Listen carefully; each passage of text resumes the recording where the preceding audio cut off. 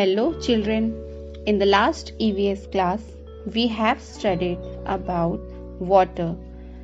We learned the methods of getting underground water and also about payouts and sources of irrigation.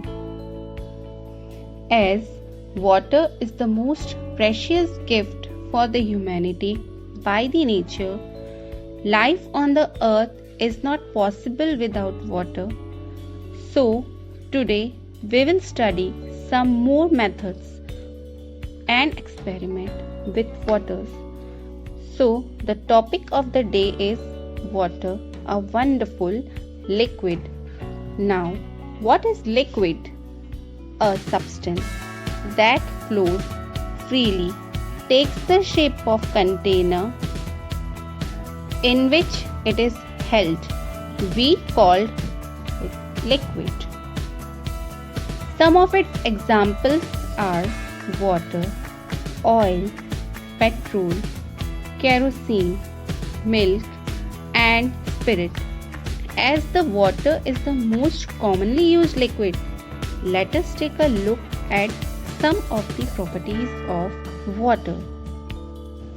Some materials are soluble and some materials are insoluble in water.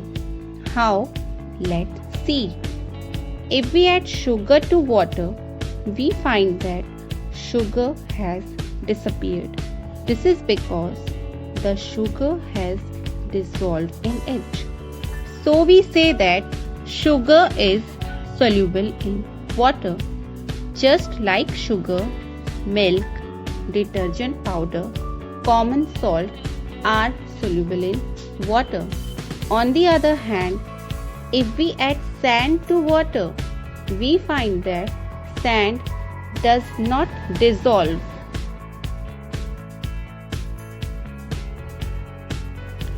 So, we say that sand is insoluble in water. Just like sand, wax, glass, oil, and kerosene are insoluble in water. Children, do you know, like sugar and salt, gases are also dissolved in water. How? I will explain. Let's see. Gases like oxygen and carbon dioxide dissolve in water. In soda water or in any other soft drink, carbon dioxide is dissolved under pressure. When we open a bottle of soda water, we see that dissolved carbon dioxide escaping out rapidly in the form of bubbles. Water in lakes, rivers, ponds, and seas has a lot of oxygen dissolved in it. Plants and animals living in water use this oxygen. This is about the first property of water. Now we will discuss the other property of water, that is, some materials sink and some material float in water.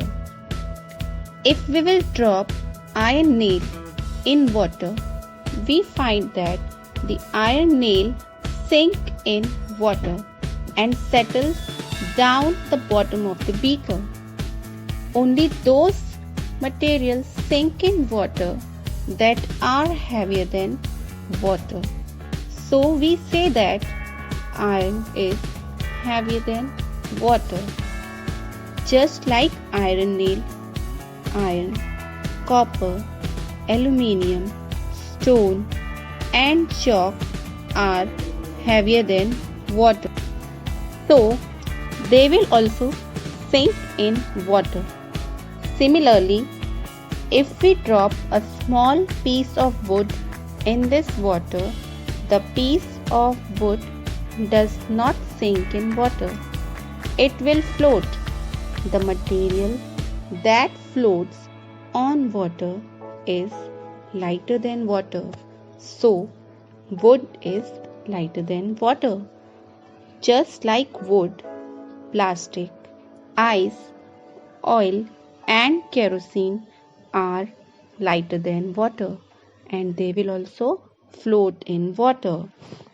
So, today we have studied the two properties of water, that is, some materials are soluble and some materials are insoluble in water. And the second property, some materials sink and some material float in water.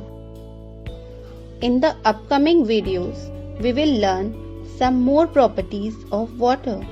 That's all for today, children. Bye bye.